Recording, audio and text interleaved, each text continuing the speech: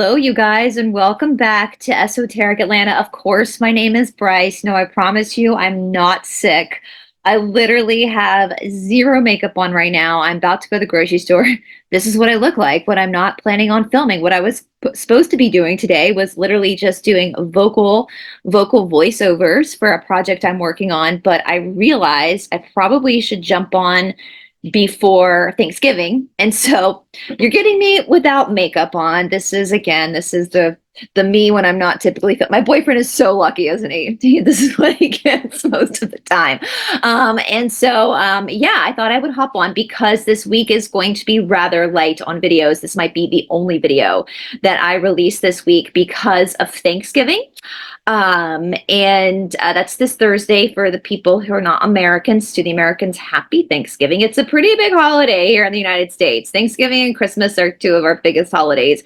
And so I know a lot of the Americans are going to be distracted anyway with your family, as you should be, and cooking and all that kind of stuff. And so, yeah, you're probably not going to be watching a lot of YouTube anyway, but I'm actually going to be heading out of town for Thanksgiving on Wednesday, and I'm going to be gone through Saturday. And where I'm going to be going, there's not going to be a lot of Wi-Fi. I mean, there is Wi-Fi, but it's spotty. We're going to be up in the mountains, and so we're going to be hiking this Thanksgiving. So I will not be able to even really put a video up while I'm in the mountains. And I'm going to try though. If you're not following over on TikTok, I know my demographic, you guys were mostly on the YouTube and the Rumbles, but if you're not following me over on TikTok, go ahead and follow me there, because I'm going to try to do some TikToks while we're up there, especially if we're on. I think we're going to go hike to some, like, there's a trail that has some old pioneer stuff on it, and there's like an old graveyard that we're going to try to get to.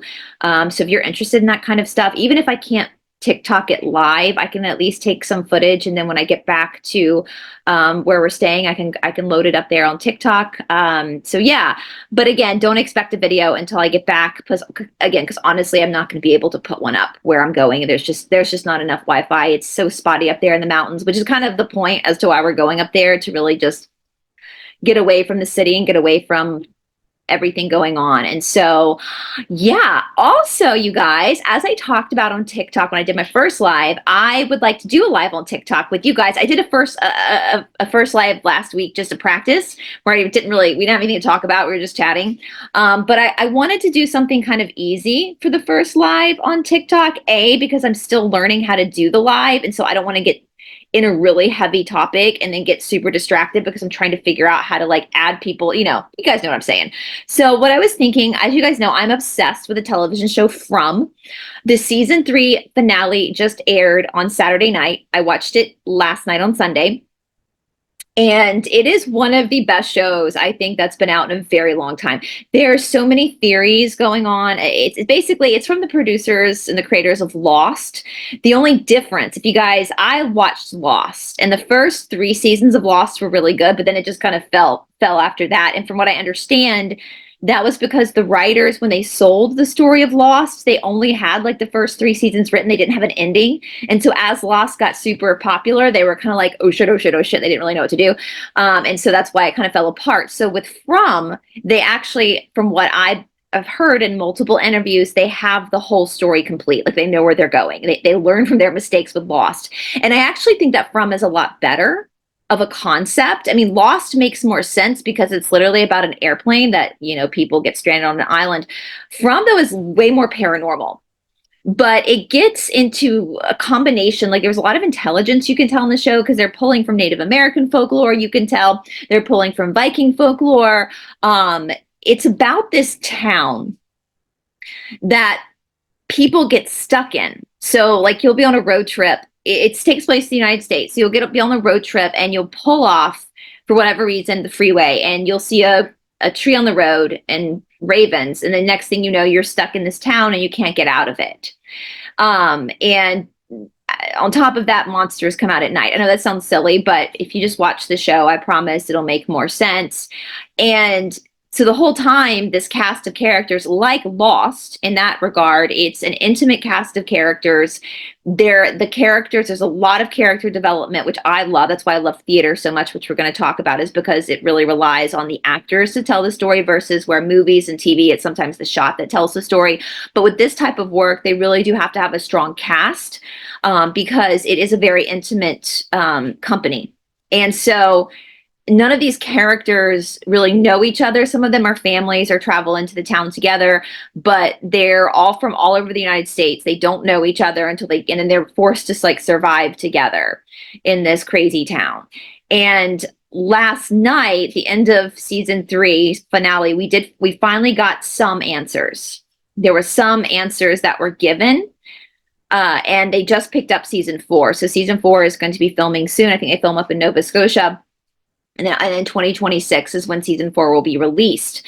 So what I was thinking we could do for the first live, I'm going to challenge you guys, especially since you Americans, we got some time off from work for the holiday. If you want to watch a good show that's already got 3 seasons out from, I promise you, you will watch one episode, you'll be hooked.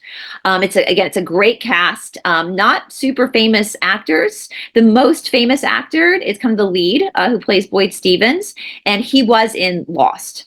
The others do have quite, if you look up their bio, they do quite have a resume, but they're not like super famous, but they are all working actors. And so what I was thinking, I'll give you guys some time, but for our first like official live, we could talk about our theories from because that will be easy for me, so I can learn how to do the lives while we're chatting about this subject. And also, the next couple of months, I think that the powers that be are going to be even harder on us when it comes to our word usage. And so I want to be very careful until we get past the end of January, where I think things will start to shift. That's all I can really say on that here on YouTube. You guys know what I mean. So I want to use a topic that's kind of harmless to talk about. And again, that gives me time to practice. So when we do get to like more nitty-gritty topics, more important topics, more complex topics, hopefully I'll know how to work the TikTok live better.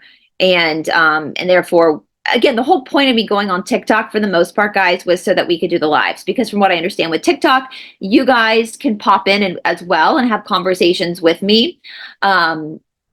So you can actually join me. Like, you don't have to just be in the comment section, and you can actually jump in and join the conversation. And so that was the whole point of me going on TikTok. Because again, my material is definitely more suited for YouTube, because I do long form deep dives.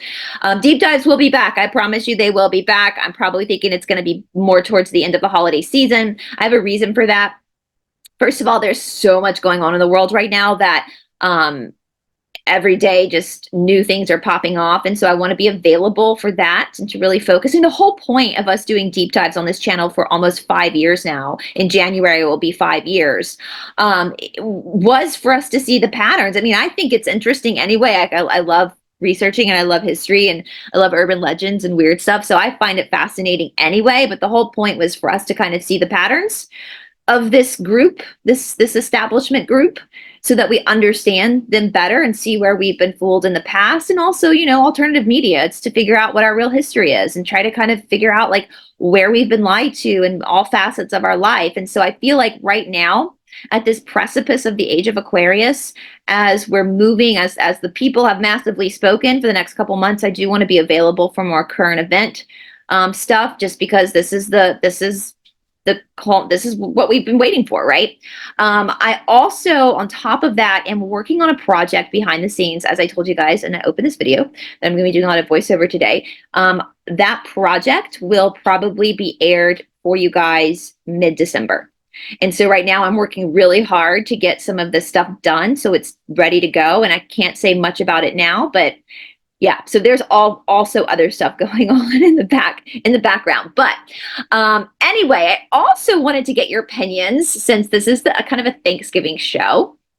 You guys, I think I've told you guys this before, but I am so excited about the movie Wicked that's already out. It just came out, and I wanted to talk to you guys about it because I love, as I've said, I love the theater. I absolutely, people in my like real life, I mean, this is my real life too, but people in my like physical life know this about me. My friends know this about me. I am a huge theater fan. If I could go see a play every night of the week, I would. I love theater. I love literature. So I think that's why I love the theater. I love theater more than movies, and I respect theater actors way more than I respect movie actors.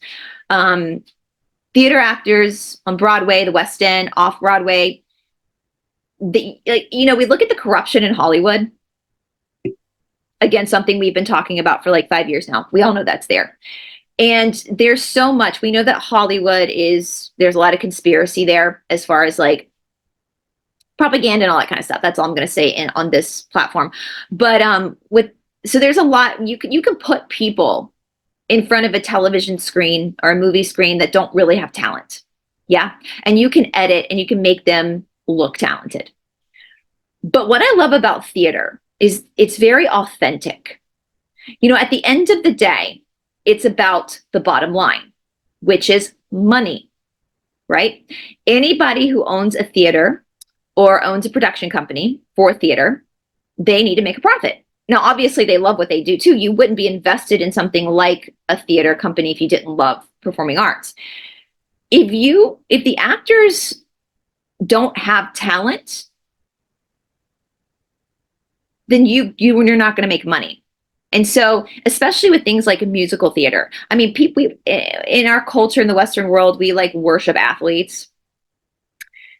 And people who are athletes work real hard to get where they've gotten. I'm not taking that from them. But if you look at a musical theater actor, they blow professional athletes out of the water with their physical ability, what they have to do every single night. We're talking about productions that last 3 to 4 hours every single night. They've got to sing, they've got to dance, they can't be off key, they can't miss a beat. They got to do it in costume. They got to wrap their sprained ankles and get on that stage. These are tough, talented people. And Wicked, so Wicked is, and I've seen a lot of people like complain because they brought their little kids to see Wicked and they didn't realize that it's not a kid show. Like, it is not a kid show. I know you see Ariana Grande, who plays Glinda, and the other, you see them in these elaborate costumes, and you might think it's elaborate costumes because the play itself is very campy, because it takes place in Oz, the Wizard of Oz. It is not a kid show, though. And I hate when people get online and they bitch about it like they didn't know. That's your responsibility to research these things. That's not somebody else's responsibility to say, hey, even though there's really pretty costumes and dancing and singing, it's not a kid's show. It's not. I would not, my 12-year-old nephew might be able to handle it. I don't know if my 11-year-old niece would. Sorry, my boyfriend got home, so I had to go. I got a little off track there. So yeah, Wicked is not a kid's show. I don't think my nephew, my older nephew and niece would even understand the concept. I don't think they're old enough to really understand the concept of the show. And they would probably enjoy the costumes and enjoy the dancing and the singing, but I don't think they would really get what this story is about. So basically, the gist of it is it's a prequel to The Wizard of Oz. It's based off of a book. There was a book called Wicked. And it gets into Glinda, or Galinda, as she is she changes her name to Glinda, and Elphaba, who is the Wicked Witch of the West, or is titled the Wicked Witch of the West, the one that Dorothy clashes heads with in The Wizard of Oz. Now, again, this is before Dorothy gets to Oz. At the end of the play, Dorothy lands in Oz. So you get to see the build up and who all these characters are in Oz before Dorothy gets there. And you hear the backstory, which is interesting because if you go back and watch The Wizard of Oz, there's obviously a backstory. There's obviously a backstory. And because Glinda knows who that woman is that the house landed on. She knows that that's the Wicked Witch of the West's sister. There's a backstory here. And so what Wicked gets into, it's very complex. It gets into human nature and human development and what is good and what is evil. And so one of the most amazing things about Wicked is that the two leads are females. It's two female leads equally at curtain call. They come out at the same time, the two women. It was originated when it was brought to Broadway. It was originated, Elphaba was played by Idina Menzel, who was a very strong Broadway actress, and Kristen Chenoweth, another very strong Broadway actress. And they share the role as the lead. Now, what's interesting again is it gets very complex because it goes into their stories, these girls' stories as children, as teenagers. They were best friends in school, where they were learning, kind of like a Harry Potter type school, where they were learning how to be sorcerers. And there's all this stuff that's going on in Oz. I'm not going to go into the details. So there's a lot of political stuff going on at Oz during the time, the bulk of this story. And so with Elphaba, basically, the title of Wicked gets thrust upon her. She's not, she's actually really good. And it's very relatable to what a lot of us have gone through these last 5 years of being told that, called all these names, all the names under the sun, when we're not. Now there's more to it than that. Like I'm not gonna, I don't want to give too much away, but there is more to it than that. But and the character of Glinda, I mean, both of the actresses who have to play these characters have to be extremely strong actresses. I've seen this play multiple times. Like I don't even know how. Anytime Wicked comes through Atlanta or anywhere I am, I'll go see it. I freaking love it. It's one of my favorite plays. Me and like most other people, everybody who sees it loves it. You know, again, the costumes are incredible. The special effects, even on the stage, are incredible. There's a dragon that kind of comes out. There's just a lot of money behind this, and a lot of really, you know, it is very campy. It's very big. The character of, you know, if I had to pick between Elphaba, or if I was going to do this production, which I'm not, obviously, but if I had to pick between which character I personally would want to play, it would definitely be Glinda. Um, you know, in my opinion, she's the more complicated of the two female leads. The character of Elphaba, the Wicked Witch of the West, she's very serious character, very studious. The woman who plays her has to have a very alto voice, a very strong, deep voice. Especially since one of the biggest numbers, which is defying gravity, she's done. She is done. She is up on on a rope, you know, a flying machine in the air, having to maintain that deep vibrato and that deep alto, like she has to belt it, right? That's one of the biggest, most crescendoing numbers, is defying gravity. But Glenda's character, which I believe is being played by Ariana Grande, and I don't know much about Ariana Grande. I'm not a fan of her music. I had never watched her on TV. She's younger than me. She's like 10 years younger than me. So I never really watched her when she was on kid shows. But I have seen a lot of the footage. I haven't seen the movie yet, but I've seen a lot of the footage of her playing Glinda. And I have to say, girl does a really good job. Glinda is again, that would be the person I would want to play, because it's complicated and she's complicated. She's way more complex, way more complicated than Elphaba. And at first glance, it doesn't seem that way, because on the surface, the character of Glinda is very vapid.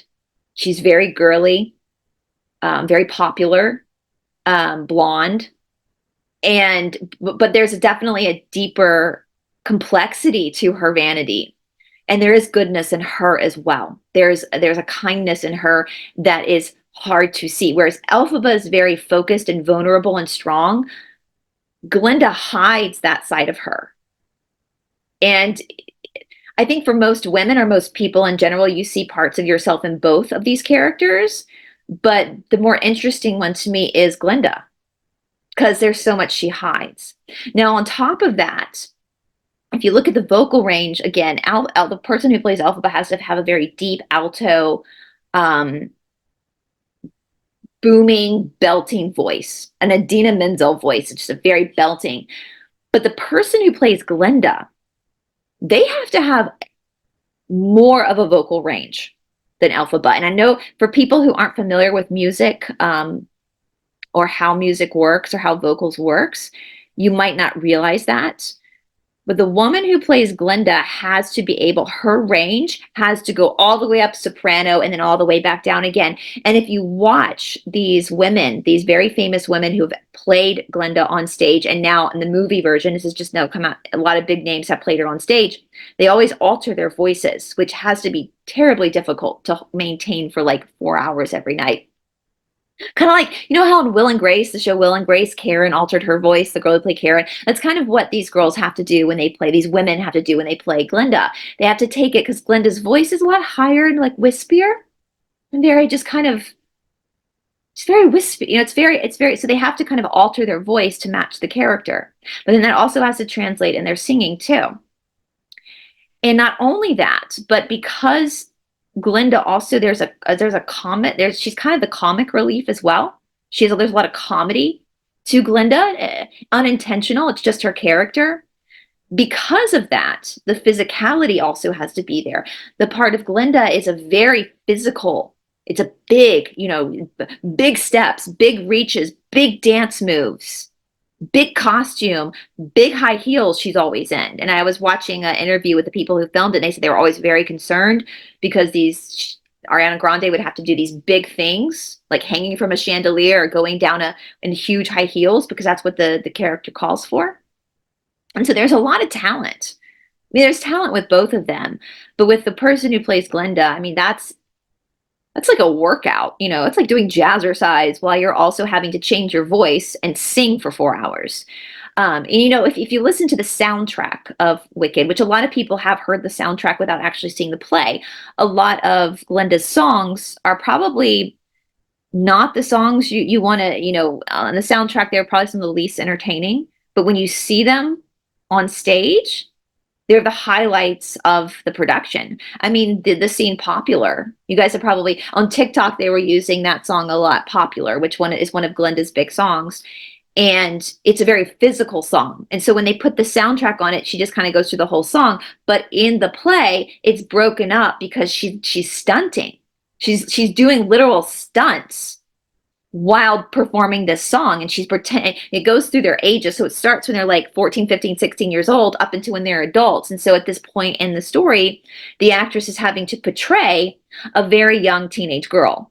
And so there's comedy there, there's over drama, she's being very dramatic, throwing herself around, teaching Elphaba how to flirt with boys, and it's hysterical. It is one of the best scenes in the whole play. And if you guys go and look on YouTube and type in Popular on Broadway, and you look at there are some actresses, I've done this before because I love Broadway, where the character of Elphaba, who is in Popular as well, she's not performing Popular, but she's kind of sitting on the bed and kind of interacting a little bit during the performance. But there's one particular actress who in my opinion, played the best Glinda. And she really got the body language down, and she would throw herself on the bed, like barrier, like very, very 14-year-old girlish. And in this filming of them on Broadway, in this one particular scene, the person who played Elphaba on stage in a live performance broke character and just couldn't stop laughing because the girl playing Glinda was nailing it. She was nailing it as this like ditzy, 14-year-old kid. And so anyway, I'm so excited. I'm kind of rambling right now because this is another favorite topic of mine is theater. And, again, in film, the shot tells the story, the camera tells the story, but in theater, the actor tells the story. And so when we get back, I've been promised that I get to go on a date to see it. And I haven't been to the movie theater in God, how many years has it been since I usually wait for movies to come on streaming and I'll just watch it. But this I feel like needs to be seen on the big screen because it's such a big production. And it's not for kids. I know before I get interrupted, it's complex. It's a complex topic of human development. And there are some scary parts. I mean, there's some scary parts in The Wizard of Oz. There are some definite scary parts that little kids are probably not going to like. And because it's so, if you, in the theater version, which is the only one I've seen, it's big. And I can imagine with the cinematography, it's probably going to be even bigger. So And I'm so annoyed with these people that get on YouTube or TikTok and they blame everyone else for their mistakes. And it's like, honey, you're a parent, you're responsible for knowing what this is. This was not a secret. This play has been out on Broadway for, God, how many years now? Has it been 20 years that it's been on Broadway? I mean, it's a Tony winning play. Has it been 20 years? And it's based on a book too. So information's out there, honey. Like, this is no secret. I could spoil the end for you if I wanted to. Most people go to see this play already knowing the full story, or go see the movie already have been fans of the play. So we already know the full story, so and that's the world we live in, right? Like I saw someone on TikTok say we should just start taking warning labels off of stuff so we can practice survival of the fittest. Like, you got to take some responsibility. I've seen a lot of Christians get upset with Wicked because it deals with, like, obviously magic. It's the Wizard of Oz. You're in Oz. It's magic. And here's the thing. Even though this story takes place in Oz, where it's flying monkeys and munchkins and talking tin men and scarecrows and animals that talk, and it's flying people on broomsticks, it's witchcraft. Even though all that's happening in Oz, it's not really about that. Again, it's more about the human consciousness and the complexities of life.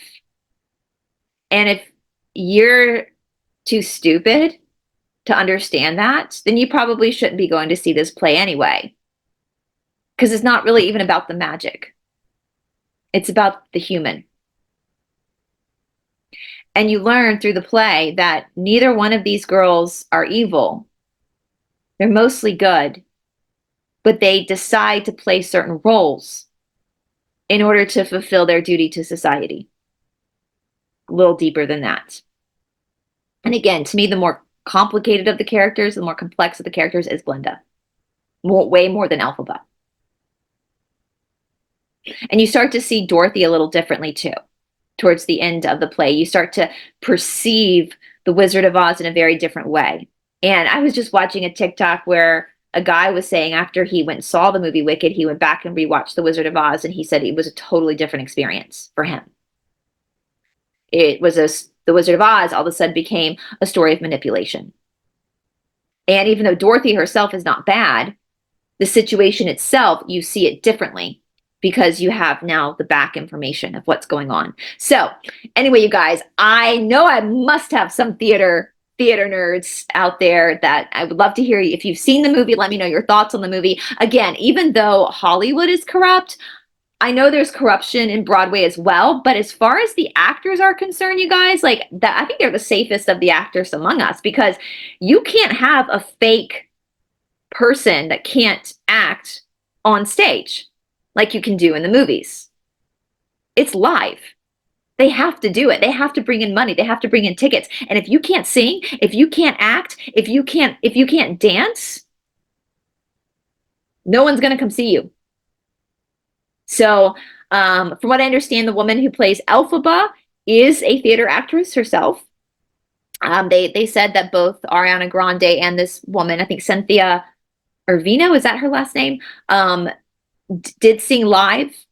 It wasn't pre-recorded, which, part of me was like, well, yeah, theater actresses do that every single night. They sing live. But I know it must be different when you've got cameras in your face and I know with film, you stand a lot closer than you would on the stage. So to have each other like singing in each other's ears must have been a surreal experience. And I do have to applaud them for choosing, when they had the option to not sing live, for choosing to sing live. I have to applaud those ladies for doing that. And I can't wait to see it. We're going to see it when we get back, obviously, but I cannot. We're the old people, so we're probably going to go to like a noon showing. It's almost 3 hours, which, yeah, I mean, the play is like 4 hours. So, yeah, you guys. So let me know if you've seen Wicked. I'm so excited to see it. I can't wait. It's such an incredible story. I wish I had read the book.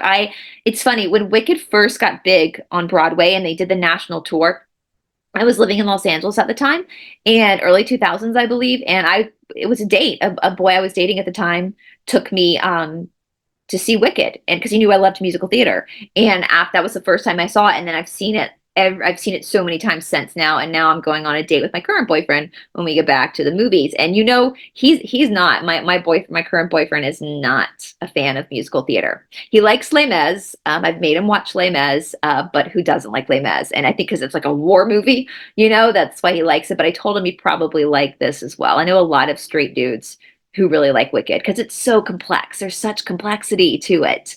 It's just a story of humanity. And so I wanted to also, we did this last year, so changing gears, because people have asked me about this. We did or was the year before last, something like that. We did a Thanksgiving show. And I talked about pineapple casserole, which is my favorite dish for Christmas and Thanksgiving. And I had some people reach out to me about it again this year.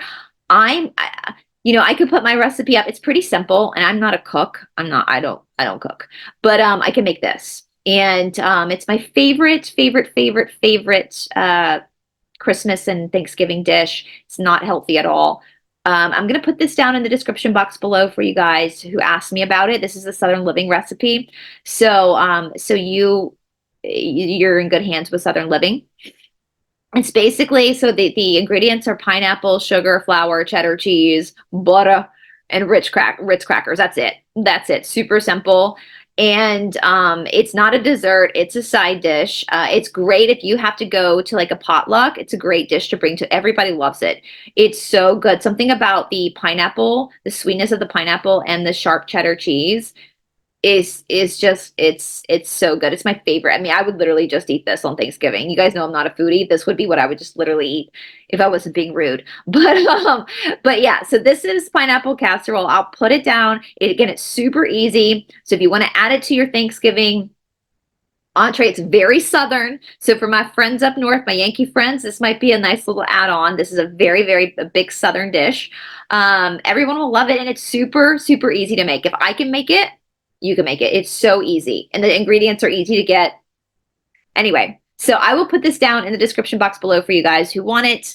And yeah, that's basically it. Not a super organized show. I have no makeup on again, but wanted to ask you guys about your opinions of Wicked and talk about that because I just love that play so much, and tell you guys to watch From so we could do a live on TikTok while I'm still learning TikTok about From, and wish you all a very happy Thanksgiving, and let you know the channel will be going dark for about a week, just because I'll be traveling and it's holidays. And also I'm kind of glad because it will help reset the algorithms because we are quite shadow banned right now. So you guys could probably tell we're super shadow banned. So anyway, you guys, hopefully that nonsense will be ending soon as well. So wonderful Thanksgiving, and I'll talk to you guys soon. Bye, everybody.